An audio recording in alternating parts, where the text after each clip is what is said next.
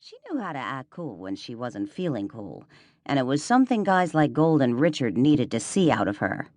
She'd grown up around guys like them. She understood the nuances of caper culture deep in her bones. Understood how you could have fun and be loose off the job, but you had to be professional on the job.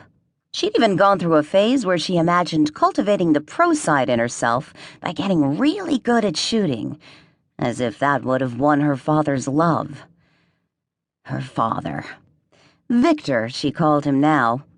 She'd kill him herself if he weren't already dead. Yelling in the distance, she looked over at Gold. He gave the level hand sign. It meant, stay cool, no problem.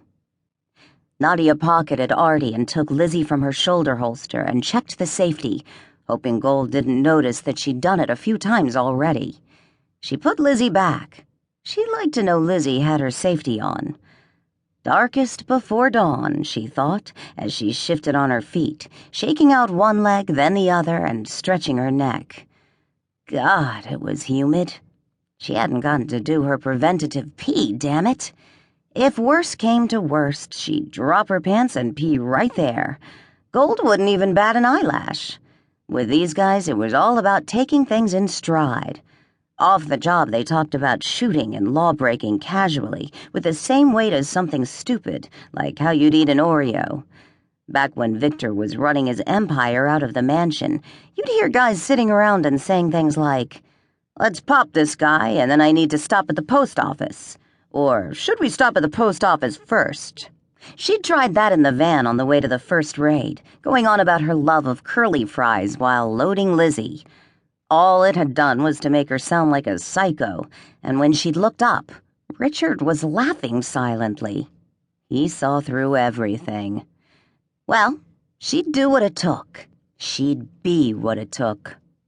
Her mother needed her. Nadia wouldn't stop until she found her and rescued her. If the woman was still alive. She had to be alive. Nadia tried to focus on the positive. Her own mother could be trapped right on the other side of the very wall she stood against. What would she be like? What would she look like now?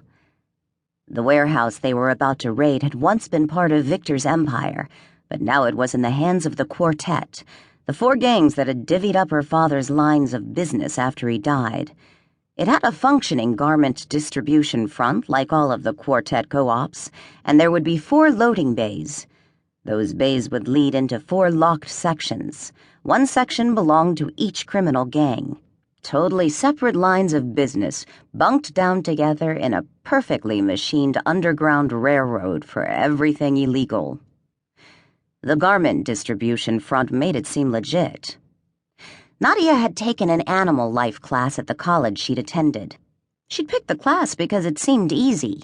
That was how she rolled back when she was the party princess. The class was actually interesting.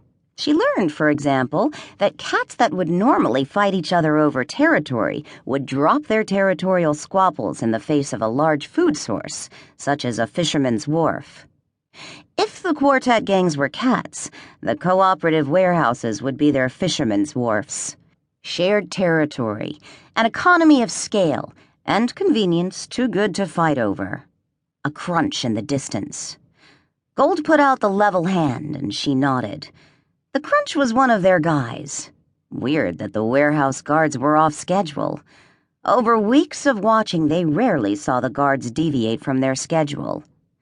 The mercenaries hadn't been eager to work with a woman not in the life, but she felt like she'd proven herself.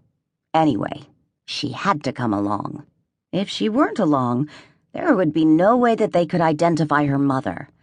Nadia didn't have any actual memories of her mother, but she found a photo of her after Victor was killed.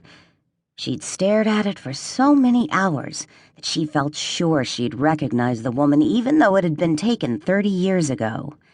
More important, her mother would recognize her birthmark and know that Nadia was her daughter, and that the men with her were good guys, rescuers, and people to cooperate with.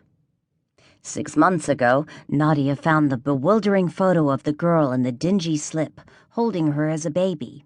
She'd recognized herself as the baby right away because of the fist-sized birth.